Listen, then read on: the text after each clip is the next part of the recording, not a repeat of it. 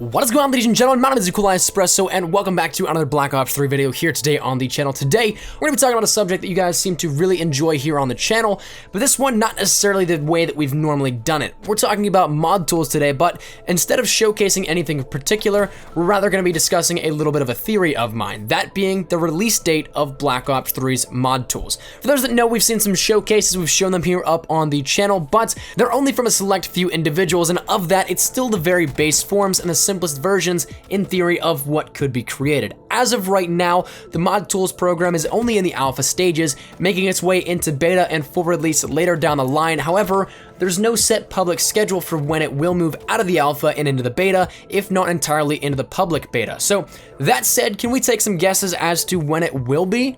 The answer is of course, but currently, with no real context other than a major marketing clue to me, there's not much to go on, if anything. So I wouldn't get too hell-bent or dead set on this just yet. Bear in mind, it's just theory, speculation, and some of my own thoughts here. So don't buy into this 100% right now, but there to me is some fair amount of certainty within the ideology behind this. Maybe not a specific day, but the ideology and the time frame of when we can see it is, in my mind, pretty logical. So to get it out of the way, let's just say up front, I fully believe that we won't see the public beta or full release of mod tools until after the launch of DLC 4. Now, why is that? Well, let's take a look at mod tools as its entirety. This isn't just pertaining to COD, though we can focus on that if necessary.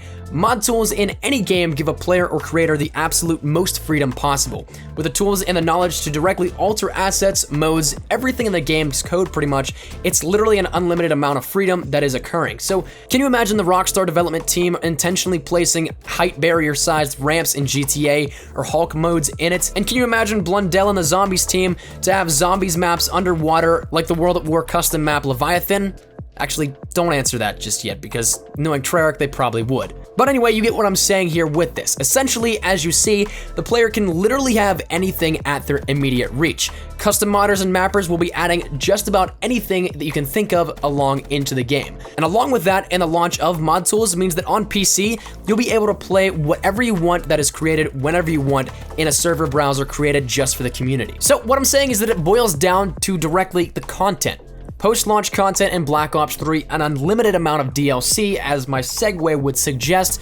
Now, from a business and analytical background and imposing that now onto this theory, what does this then entail? Well, for Activision, it's a business. As much as you may love or hate the company, they're a publisher, and every publisher's main goal is to make a profit. You can't exactly call that evil, because that's the goal of literally every single company and business entity in the world. So with that said, they're not going to pass up an opportunity to be able to maximize revenue, and the way that happens is by selling all their DLCs. So why is this important? Well, let's think of this in a theoretically and possibly logical way. If a consumer was presented with two options, number one being pay the remaining $30 of content for 5 maps in each of those, or pay nothing for absolutely anything that the community has to offer, with the absolute max payment being $60, assuming you didn't have it on PC, which would you likely choose here? Seems like a pretty easy choice, does it not? So by that logic, it only makes sense to get the DLC out of the way first. That way the core content is finished, but there is still tons of content flowing to Black Ops 3.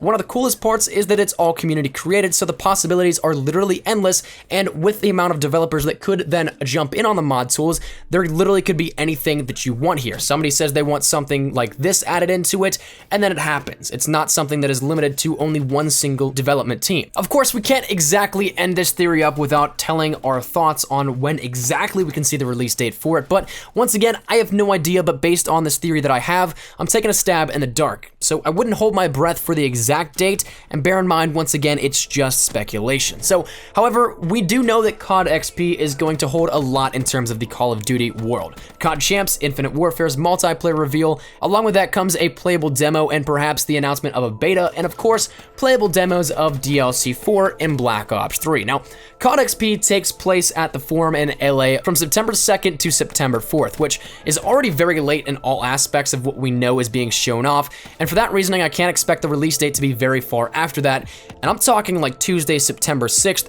or at the very latest possible date, the 13th of September, because we do know that we have to bear in mind that Xbox One and PC still have 30 days to wait, and any longer cuts into the pre-Infinite Warfare launch time that is exclusive for the next title. So with that said, I think that's we're gonna wrap it up here today, ladies and gentlemen. The mod tools public beta and or the public release of mod tools, I don't think will be coming until after DLC 4, and then that's something that is actually planned. So we'll see where this goes here with it. I'd love to hear your thoughts on my theory and speculation, and of course the actual date we provided.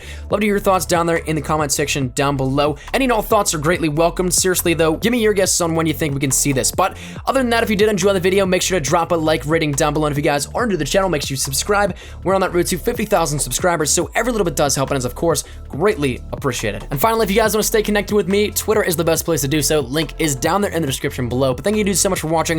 My name is Nikolai Espresso. I'll see you guys later. Take care and peace.